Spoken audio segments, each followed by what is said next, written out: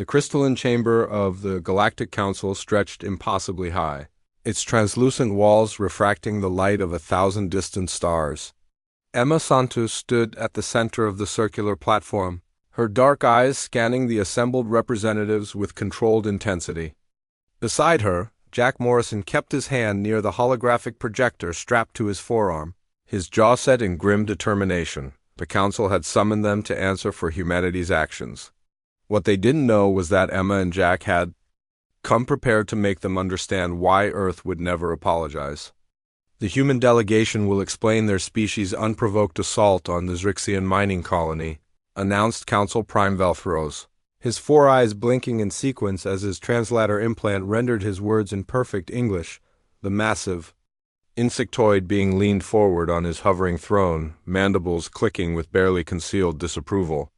Emma stepped forward, her boots echoing against the polished floor. Unprovoked? Her voice carried across the chamber with startling clarity. Let me correct that misunderstanding, Prime Velthros. Jack activated the projector. Holographic images materialized in the air above them, surveillance footage from the colony, time-stamped and verified by 3 independent systems. The council members shifted in their seats as the scene unfolded. This, Emma said, gesturing to a cluster of buildings, is what you call a mining colony? What we discovered was a processing facility where 23 human civilians miners, engineers, families were being held in conditions that your own galactic charter defines as torture. The footage showed cramped cells, humans with hollow eyes and scarred bodies, children huddled in corners. One image froze on a young girl, no more than 8 years old, her arm bearing burn marks from Zrixian mining equipment. The Zrixians claimed they were temporary workers, Jack added, his voice tight with controlled rage. Temporary for 3 years, without pay, without medical care, without contact with Earth. Counselor Thress, a being of pure energy contained in a magnetic field, pulsed with what the translator rendered as skepticism. The Zrixians reported these humans had violated territorial boundaries.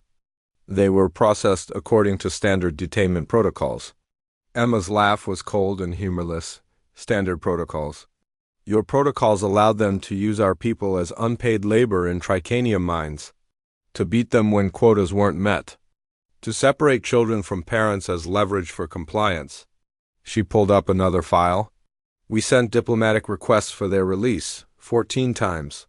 We offered ransoms, prisoner exchanges, even territorial concessions. Every request was ignored or denied. So we stopped asking. The hologram shifted to show the assault.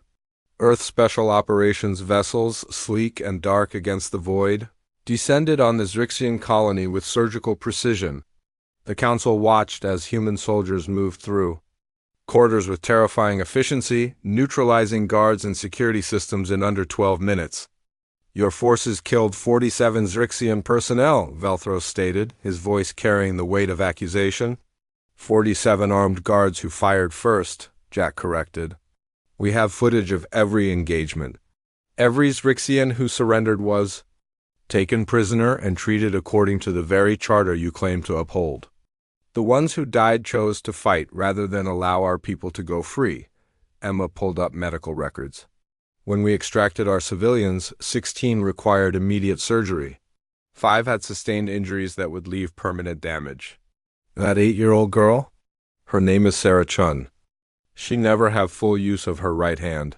Again, because a Zrixian overseer decided she wasn't working fast enough in a mine shaft. The council chamber fell silent. Several representatives exchanged glances. Counselor Mirath, a crystalline being whose species valued peace above all else, spoke carefully. Human delegates, we understand your anger.